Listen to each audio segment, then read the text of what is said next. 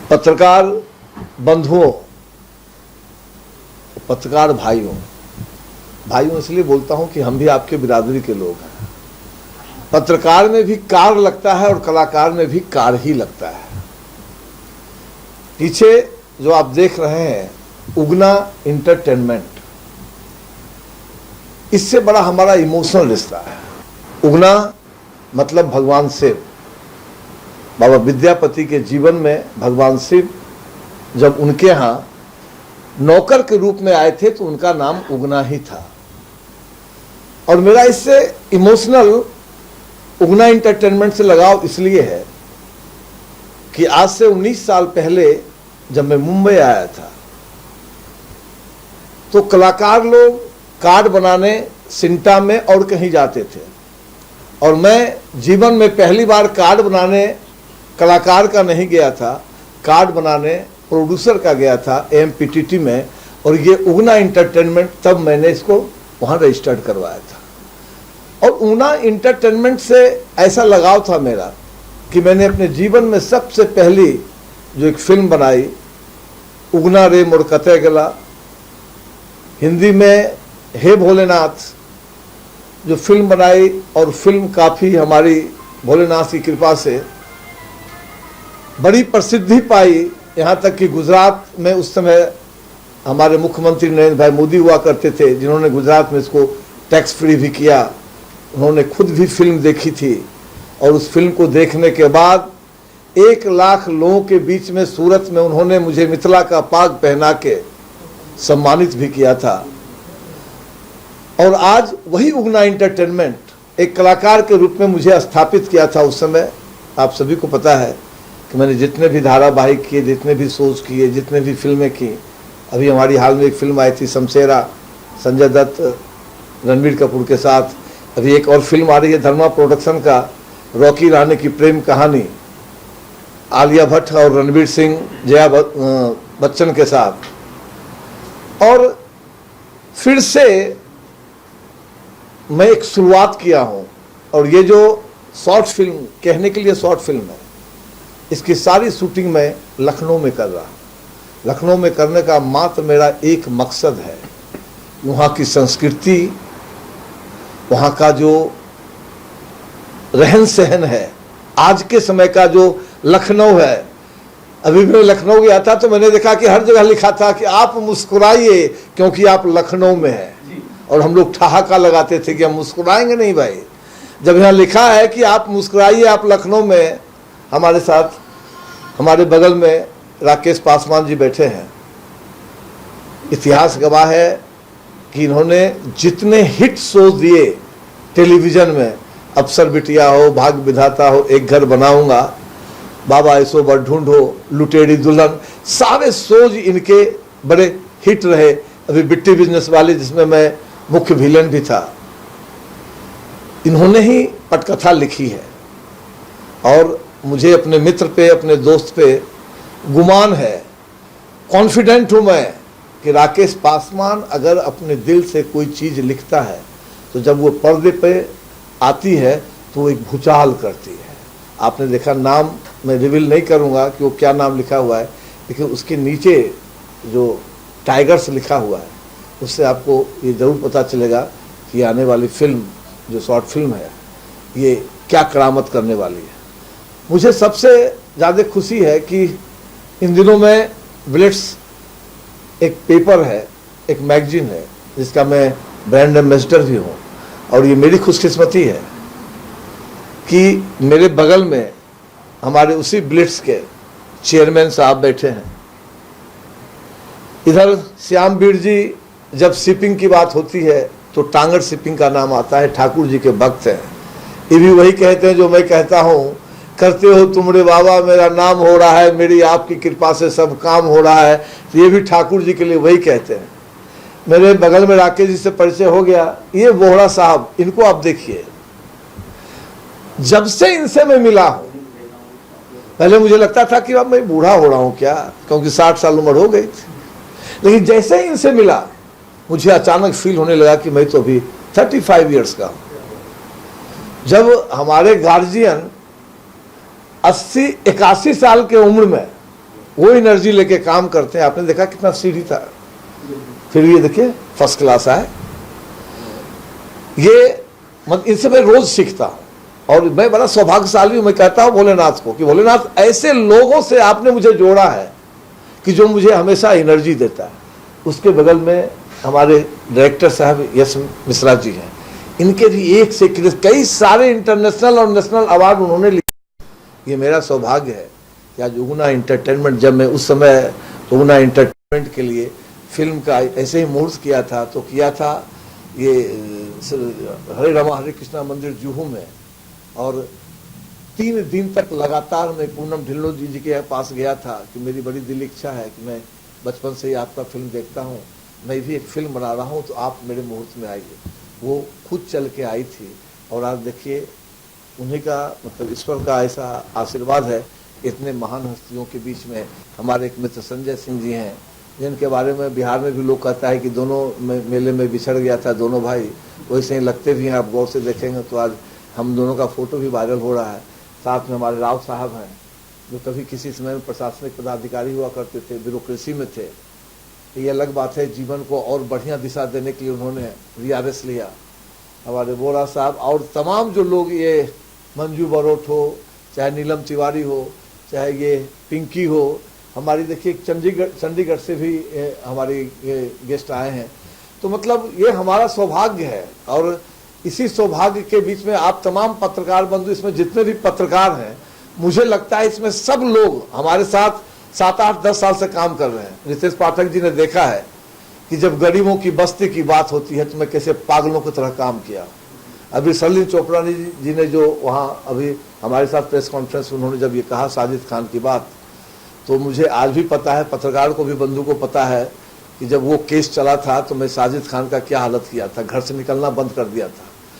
अन्याय के खिलाफ लड़ना, ये हमारा, मुझे ऐसा लगता है ना कि अगर मैं नहीं लड़ पाया झूठ के खिलाफ, अन्याय के खिलाफ, और गरीबों को जब कोई दबाने की बात करता है उसके खिलाफ नहीं लड़ पाता हूं तो मेरा जमीन मुझे ललकारता है। और लोगों ने देखा है, दिन हो या रात हो, 1.25 लाख लोग रहते थे गणपत पाटिल नगर में, न पानी थी न बिजली थी, और आज के नेता लोगों ने उनको वोटर ID तक बना दिया था। और जब वोट लेने की बात होती थी तो वोट लेते थे, और जैसे पानी बिजली की बात होती थी कहते थे तो बस्ती अवैध है। आप सभी लोग गवाह हैं, ये तो बस्ती अवैध है, इसमें कुछ हो ही नहीं सकता है। वो लड़ाई लड़ी और परम पिता परमेश्वर भोलेनाथ की ऐसी कृपा हुई कि आज उस बस्ती में लाइट है, पानी है, बिजली है। जब उस बस्ती के लोग कभी कभी फोन करते हैं कि आजकल आप इधर क्यों नहीं आते हैं, हम लिए मैं जिस चीज़ के लिए उस बस्ती में आया था वो काम हो गया, जब कभी मौका लगेगा तो मैं आऊँगा। बहरहाल ये जो शॉर्ट फिल्म है, इसके लिए कहानी की बात जब आएगी तो मैं आपको कहानी नहीं बताऊंगा। कहानी इसलिए नहीं बताऊंगा तो फिर देखने में आपको मजा नहीं आएगा। वो जब बन के आएगा, जब उसका प्रीमियर करूंगा तो फिर आप सभी लोगों को बुलाऊंगा, दिखलाऊंगा, तब आप देखेंगे कि आज से 19 साल पहले वाला जो फूल सिंह जो पहली बार मुंबई के तरफ अपना कदम बढ़ाया था, मुंबई आया था पवन एक्सप्रेस से, वो 18 साल के बाद फिर एक फिल्म बनाता है। वो फिल्म कैसी होती है ये तो पर्दे पे जब बनेगी तभी आप उसके बारे में कुछ बता सकते हैं। मैं फिर से सबको धन्यवाद देता हूं, और मैं चाहता हूं, चूंकि मैं लखनऊ में सारा शूटिंग कर रहा हूं और हमारे साथ ब्लिट्स के चेयरमैन दीपक द्विवेदी जी भी हैं, न इनको मैं बड़ा भाई कहता हूं न छोटा भाई कहता हूं, लेकिन सम्मान इसलिए इनका बहुत ज़्यादा करता हूं।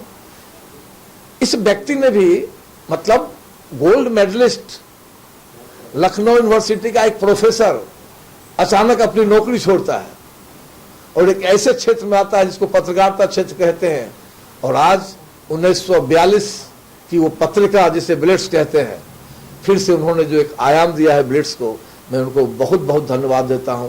और मैं चाहता हूं एक बार दीपक जी के लिए आप सभी लोग बैठे हुए लोग जोरदार ताली बजा के इनका स्वागत करें। और मैं चाहता हूं दीपक भाई आप हमारी टीम को, हमारी टीम के सब लोग हैं, देखिए उधर हमारा मेकअप दादा है, आप मुंबई 1 महीने में दूसरी बार आए, क्या कहना? देखिए, ब्लिट्स की स्थापना ही देश के विकास में अपना सक्रिय योगदान करने के लिए ऋषि करंजिया जी ने की थी। उस समय का युग भ्रष्टाचार जो पनप रहा था उसको ख़त्म करने के लिए, क्योंकि विकास में भ्रष्टाचार बाधक बन रहा था। आज 2014 के बाद से गांव-गांव तक सब आदमी ये जाना है कि भ्रष्टाचार का गला घोटा गया है, उसका समूल उसका नाश किया गया है और विकास के लिए हर देश के नागरिक को जोड़ा गया है। पत्रकारिता पर बहुत सारे सवाल उठे और पत्रकारिता का जो प्रोफेशन है उसने भी अपने दायित्वों से कहीं से अलग हटके सोचना और काम करना शुरू किया। क्योंकि हम सब लोग उस प्रोफेशन के हैं, तो हम लोगों ने देश के सारे लोगों के साथ मिलके, उसमें पत्रकार भी थे, कलाकार भी थे, अधिकारी भी थे, बिजनेसमैन भी थे, राजनेता भी थे, कि हम विकास की पत्रकारिता और एक सकारात्मक पॉजिटिव जर्नलिज्म का एक प्रयोग करेंगे साथ में और उस प्रयोग को सफल करेंगे। क्योंकि हम लोगों के पास अनुभव युक्त लोगों की बहुत ऊर्जावान टीम है, तो उस टीम का सारे देश में समर्थन मिल रहा है और हम ये सारी दुनिया को दिखा देंगे कि पत्रकार, जिसकी आज़ादी के समय भी महत्वपूर्ण भूमिका थी, आज़ादी के बाद जो विकास का एक नया युग शुरू हुआ 2014 से, उसमें भी पत्रकारों की भूमिका उतनी ही महत्वपूर्ण है और वो सकारात्मक दिशा में अपना सक्रिय सहयोग दर्ज कराए। सर, डिजिटल दौर में नमस्कार सबको। सबसे पहले देखिए, ये मैं सिर्फ फिल्म के बारे में बात करूँगा जी। एक्चुअल में आज मेरे पास कहने को ज़्यादा कुछ नहीं है, क्योंकि ये शॉर्ट फिल्म है, फुल लेंथ फिल्म नहीं है, शॉर्ट फिल्म है। और अभी अगर 6-7 मिनट की फिल्म है, अगर मैं उसके बारे में कुछ भी कहूँगा तो वो रिवील हो जाएगा। आपको थोड़ा उसका पृष्ठभूमि और थोड़ा सा उसके बारे में बता देता हूँ, और आपने एक सवाल किया था इनसे, उसका भी जवाब दे देता हूँ। हम दोबारा मिलेंगे जब ये फिल्म बन जाएगी, नेक्स्ट मंथ में कंप्लीट हो जाएगा। हम नवंबर फर्स्ट वीक में शूट करने जा रहे हैं, और जब कंप्लीट हो जाएगा तो हम दोबारा मिलेंगे, उसी बहाने फिर से मिलेंगे, तब मैं डिटेल में आपको बताऊँगा। इतना बता देता हूँ, कहानी तो नहीं बताऊँगा आपको, सिर्फ इतना बता देता हूँ कि ये एक इंटरनेशनल कैरेक्टर का हमने देसीकरण किया है। समझ लीजिए, एक इंटरनेशनल कैरेक्टर है और उसको हमने देसी अवतार में हम उतारने जा रहे हैं। और हमने पृष्ठभूमि उत्तर प्रदेश रखी है। उत्तर प्रदेश में लखनऊ है। लखनऊ अपने आप में बहुत ही ख़ास है। वहाँ का आर्किटेक्चर, वहाँ वैसे तो पूरा हिंदुस्तान ही बहुत खूबसूरत है, लेकिन लखनऊ रखने के पीछे कहानी की एक डिमांड है, उसकी जो पृष्ठभूमि है उसकी वजह से हमने लखनऊ चुना है। लेकिन एक बात बता देता हूँ, ये सिर्फ शॉर्ट फिल्म सिर्फ ये एक बार के लिए नहीं है।